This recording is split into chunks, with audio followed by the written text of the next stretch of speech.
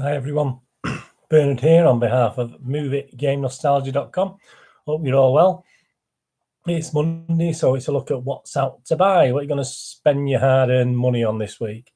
If you like collecting DVD, Blu-rays, etc., it's always nice to see what's new out there to obviously buy. If you like these reviews I do and information I give, etc., please push the old subscribe button. That'd be great.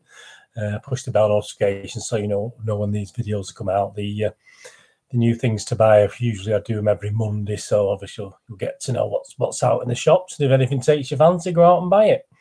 And obviously there'll be links below with any particular thing you're looking for. There'll be a counter below as to where you can find it, so you don't have to plow through all this to find the DVD or box set you're interested in. Okay, let's kick it off. I've got four movies this week. The very first one we're going to look at. Yeah, get the right way around. Yeah, she's a bit of a trouble causer, our Annabelle, isn't she? A teenager and her friend unknowingly awaken an evil spirit trapped in a doll. Directed by Gary Doberman, stars Vera Farmiga, Patrick Wilson, and McKenna Grace. Critic-wise, not a great score. It's got 5.3 out of 10 on the Metascore rating on Internet Movie Database. Michael O'Sullivan of the Washington Post wrote, "If it's not quite as good as the doll's original story creation, it's still way more fun than any sequel, especially one this deep into a franchise has any right to be."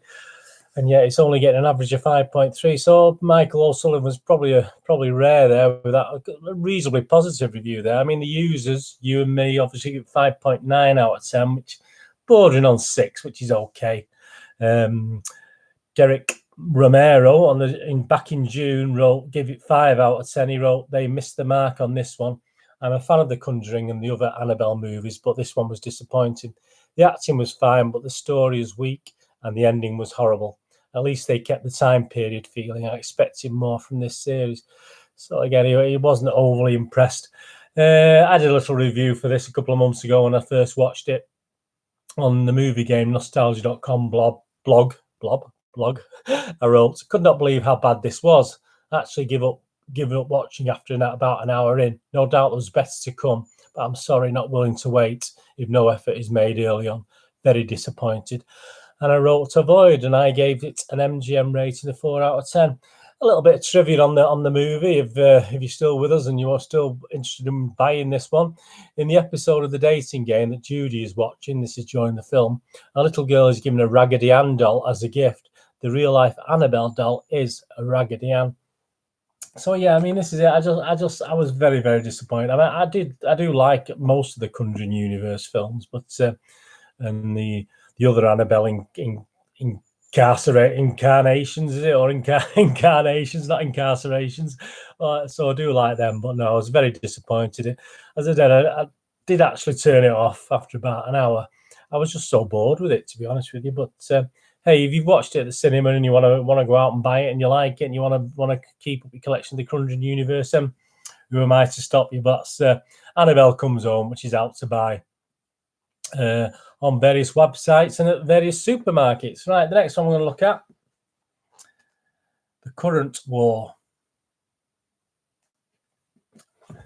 Again, not one that would instill too much excitement in people. Obviously, it's about Westinghouse and who's the other guy? I can't even think of the guy now.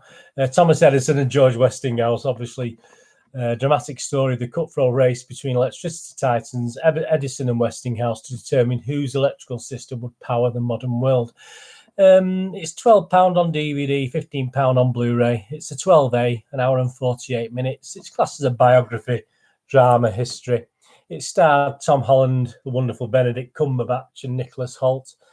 Again, critic-wise, not great. He got a 5.5 out of 10 rating on the various Metascore ratings, the critics' rating. Dan Jolin from Empire magazine wrote, "A stylish portrayal of a literal power struggle based on truly interesting historical figures and events, but it tries to take in too much in too little time, when all it is needed was to centre on Edison and Westinghouse." So I say that was a 5.5 critics rating. On the users, the watchers, Joe Public has got a 6.4 out of 10, which is a lot better. Dan Slentz wrote this in September, gave it a 7 out of 10. Tesla, Westinghouse and Edison, The Real Story. Thought the casting on Cumberbatch's behalf was odd, as he doesn't resemble nor act as you would expect Edison to act on the uncharacteristic side. Otherwise, the cast seemed right. I've read where people argue the storyline of the movie versus actual, and I've done a lot of reading on Edison and Tesla and actually found it very close. Plus the AC versus DC rivalry. That's not Marvel against DC, is it? AC versus DC rivalry with Westinghouse, including electrocution, to be very accurate. The story doesn't have a lot of wow to it, like a fictitious story would, but considering it's based on real life, it felt right. Oddly, the focus seems to be heavy on Edison, yet the aspects of the story with Edison Westinghouse truly making AC work, and the person truly on the shaft end of the stick was Tesla. So, yeah, I mean, he's obviously linking it in with the real story there. And we do know these things have a lot of poetic license. Again, I've watched this. I wrote this on the moviegamenostalgia.com blog. A movie with many problems in making and after, poor box office and delays. Yeah, I mean, they did a lot of trouble getting this film out and about, and it changed from distributors, etc. But it's a shame, as it is unusually not historically correct from many angles. A bit dry in parts, but enough to keep you engaged with the flawed characters despite the obvious brilliance of them. Despite production problems, the final edited version of the film is good to watch, although it will possibly, in my case anyway, want you to read up the true facts and intersecting lives of the main characters. Yeah, it did want me to go and look. I say I'm a bit of a history buff. Look back and actually read up on these two guys, which I probably will if I get the time, obviously. A little bit of trivia. Jake Gyllenhaal was originally cast alongside Benedict Cumberbatch in the lead role. However, Gyllenhaal dropped out and Michael Shannon was brought in as a replacement. So, yeah, I mean, that's the current one. That's out to buy. I quite liked it. It's nicely put together. It's nice to watch.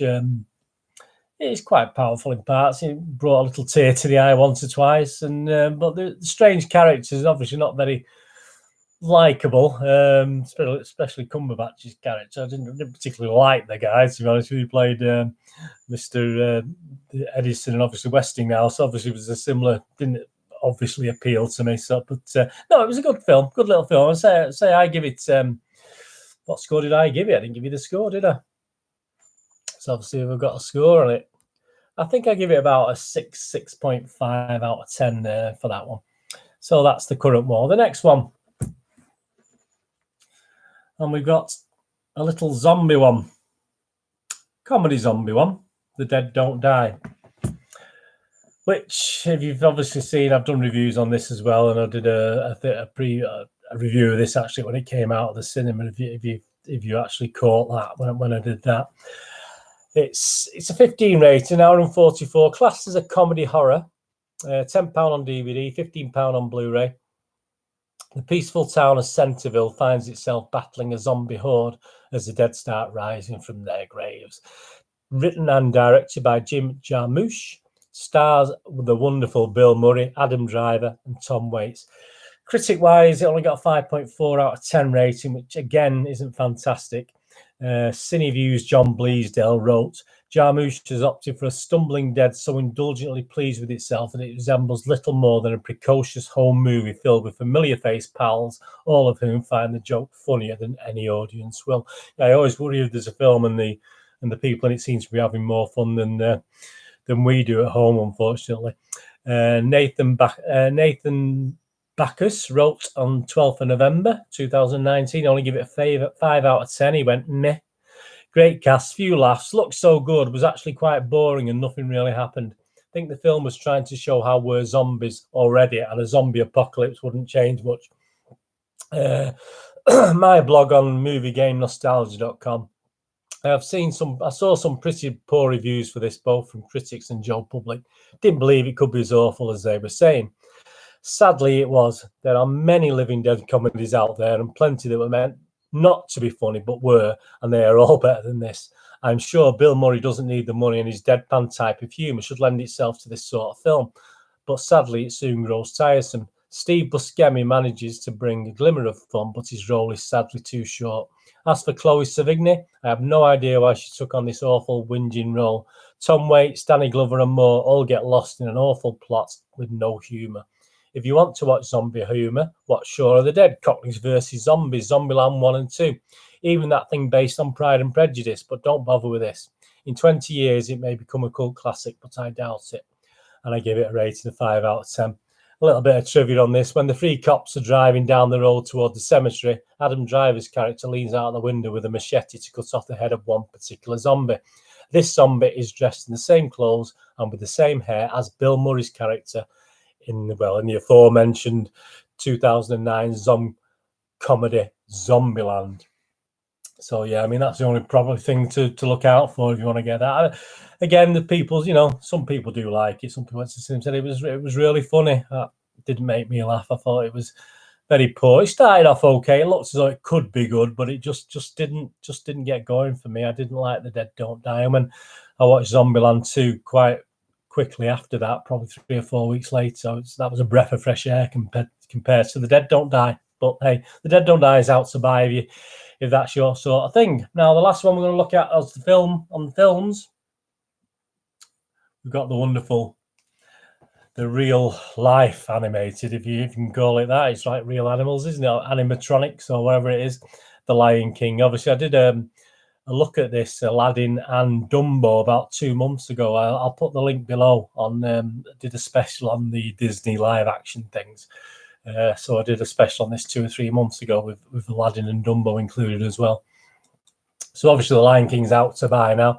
£10 DVD, £15 Blu-ray, and £18 for the 3D version. So you get a 3D Blu-ray version there as well. It's a PG rating, 1 hour and 58, live animation adventure drama. That's what it's classed as. After the murder of we all know the story, don't we? After the murder of his father, a young lion prince flees his kingdom only to learn the true meaning of responsibility and bravery. Director Jon Favreau, stars Donald Glover, Beyoncé, and Seth Rogen. Critics only give it a measly 5.5 out of 10. With Matt Mason from Total Film, give it a 6 out of 10. He wrote, "The tune still rules when it comes to heart, but this shot-for-shot remake is an impressively mounted, visually breathtaking nostalgia rush." And he only gave it 6 out of 10. So that does say a lot, really, doesn't it? I mean, Joe Public, you and me, user rating, give it 7 out of 10, which is a little bit better, obviously. Olive Wah wrote, "Great film, but Beyoncé is a no from me." He wrote this on 14th of November. "As the film starts and you hear the start circle of life, you should get that instant body chill. But this version just wasn't as powerful as the original. It left me unsatisfied, as I think this is only the beginning of the film where it needs to live up to expectations. This film publicity circled so much around Beyoncé to hype fans up for the Bayhive fans.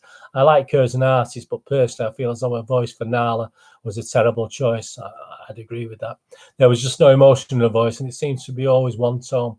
I'm sure there would have been better choice than Beyoncé, but to understand they're lots of huge pop artists promote a film and bring in some coin. I mean, did they really need to do that? I don't think so. Overall, I really enjoyed the film. The graphics were impressive and so real life looking, but it was the music and Beyoncé that let it down for me. My little blog on it, a little comment I made on this on the moviegamenostalgia.com blog. If the original animation didn't exist, then this would be up there at 9+ out of 10. But it does. And even now, the animated characters are slightly more cuter or scarier in this high-tech, realistic type offering. Okay for a new generation. I give it 7.5 out of 10. I was quite kind to it. A bit of trivia. Director Jon Favreau revealed in an interview that he brought James Earl Jones back as the voice of Mufasa because I see it as carrying the legacy across. Just hearing him say the lines is really moving and surreal. The timbre of his voice has changed. That served the role well because he sounds like a king who's ruled for a long time. Yeah, and that was a disappointment for me. I mean, I found the songs not as good. I found the dialogue wasn't delivered as well with the actors. Perhaps he should have made more effort to get more of the original actors back for this, to be honest with you. But as I said, I did like it. I give it 7.5 out of 10, and it is a film for a new generation. So yeah, I mean, I wouldn't put anyone off at all going out to buy that for the kids. The kids will love it, I think, and put it alongside the anime. I'll stick to the cards. I'll stick to the original version. That's for songs and dialogue and characterization. I thought it was far better. But hey, you know, new generation. It's nice, isn't it? So that's the last film. Just have a quick go at some new box sets. Just tell you about the new box sets. We've got Billions, which is an attorney business thing, isn't it? Billions Season 4 is available. It's an 18 certificate. That's at £18 on DVD, 4 disc and 12 episodes. They're all rated between 8 and 9.4. So not bad, is it? Not a bad rating if you like Billions. And we're into Season 4 on that. I'll have to admit I have not seen any of Billions. I'll have to go back and watch that. Then we got a documentary, Billy Connelly, Made in Scotland, which is £10 on DVD, £15 Blu-ray. Just 2 hours on that. It's getting an overall rate of 8.7 out of 10. It's Billy Connelly, isn't it? I mean, it's exempt from classification, so anyone can watch it. It's obviously jokes and personal archives from Billy Connelly, etc. So that's something that I think it's been on TV, but that's now available to buy, and that looks really good. Now you've got another one about a famous Manchester City footballer. He also managed some other team. I can't remember who they were. It's called Busby. It's £10 on DVD, £15 on Blu-ray, 1 hour and 42 minutes. It's obviously shot through archives and old footage and interviews, etc. about Sir Matt Busby. As I said, he was a wonderful Manchester City player. And they say he did manage somebody else, but I can't quite remember who at the moment. 6.7 out of 10 it scores. I've only played 6.7 out of 10. Manchester United fans don't mind a bit of banter. Yeah, 6.7 out of 10. Will I watch it? But yeah, possibly. If there's bits about City, yeah, of course I'll watch it. I'll probably fast forward through anything else. All right, that's Busby, the one, and obviously the terrible plane crash and the survivor of the Munich air disaster, obviously. So there's a lot to watch in that 1 hour and 42 minutes. Probably could have gone for longer, couldn't it? So that's available to buy. £10 DVD, £15 Blu-ray. Then we've got the really enjoyed the start of this series, Dublin Murders Season 1. I've not managed to watch them all yet. That's a 15 rating, £18 on DVD. 2 discs, 480 minutes, and there's 8 episodes. Obviously, it's an Irish police drama, which, as I said, I did watch the first couple of episodes. I did enjoy that. I'll have to go back and finish it off. That's rating 7.3 to 7.9 over the episode. So if you like your Dublin Murders, Season 1's available to buy. New Amsterdam, obviously the hospital drama. Again, I watched a couple of episodes of this, did enjoy this. 15 rating. Season 1's out for £18 on DVD. 4 discs covering 22 episodes. Episode ratings between 8 and 9.5. So that's well worth a watch as well. I did enjoy that. Another British one, Sanditon, a period drama. Sanditon Season 1 is now out to buy. 12 certificate, £15 on DVD, 8 episodes, about 366 minutes. It got between 7.6 and 8.7 rating. Not my biggest favourite of period dramas, you know, obviously, but it's not bad. It's not bad. It's not the greatest, you know. There's a lot better out there. But Sanditon was a good. If you like period drama, Sanditon was very good. And the next one, Star Trek Discovery Season 2. So that's a 15 rating, £22 on DVD, £28 on Blu-ray, 14 episodes, 688 minutes. So obviously the Star Trek thing continues, and I love Star Trek. So hey, I'll be watching. I've actually watched most of this series. I think there's a couple I've not watched yet, but yeah. So it's carrying on the old Star Trek franchise, and that's a good watch, Star Trek Discovery Season 2. And the last one we've got, and I've missed this one. I did watch the original series that this was a follow-up to, and it's called The Good Fight Season 3. Obviously a follow-on spin-off from The Good Wife, which I did enjoy, and I watched all of those. But I've not watched Good Fight, and this is up to Season 3. That's a 15 certificate, £15 on DVD, 10 episodes, rating between 6.5 and 8.2. Oh, the Star Trek rated between 6.5 and 8.4, so a bit widespread, but you get that. You get good and bad episodes with Star Trek, don't you? Whether it's the original or the new ones. So yeah, The Good Fight is rating 6.5 to 8.2. 10 episodes, 546 minutes, so plenty to go out there. That's £15 on Blu-ray, and that's the last of it's Christmas coming, isn't it? 8 box sets there. So out to buy this week, you've got Annabelle Comes Home, The Current War, The Dead Don't Die, and The Lion King. All the movies. You know, I had a bit of extra cash. What would I? I'd probably The Lion King. I'd probably, you know, I've only had a tenner, go out and buy The Lion King. if we had a 20 quid, I'd go out and buy Lion King, probably in the current war. But Annabelle and The Dead Don't Die, that's up to you, whether you fancy buying those or not. And obviously, box sets out this week, or mini-series, Billions Season 4, Billy Connelly Made in Scotland, Busby, Dublin Murders Season 1, New Amsterdam Season 1, Sanditon Season 1, or Series 1, if we obviously we're in the UK, aren't we? Series 1 as opposed to Season 1.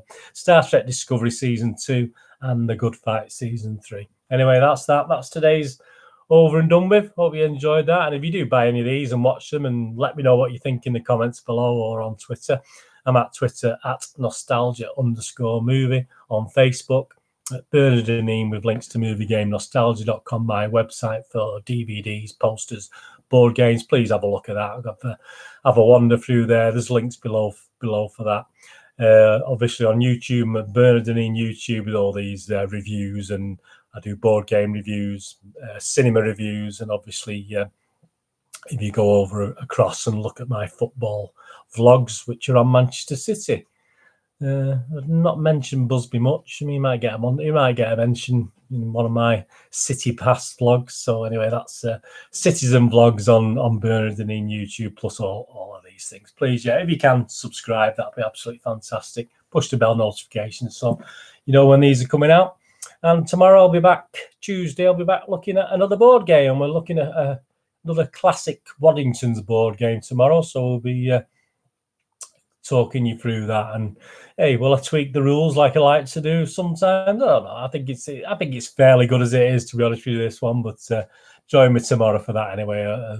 When I look at a popular older board game that I don't think no one really mentions it these days. That's the thing with these older 70s Waddington's games. It's it's nostalgia trip for me, and obviously for a lot of people, anything from the 60s, 70s, 80s Waddingtons. So join me for that tomorrow. Anyway, thanks for watching. Whatever you do the rest of your day, have a good one. Look after yourself, look after your friends, and particularly look after your family. I'll see you all again very soon. Thanks for watching. Bye-bye.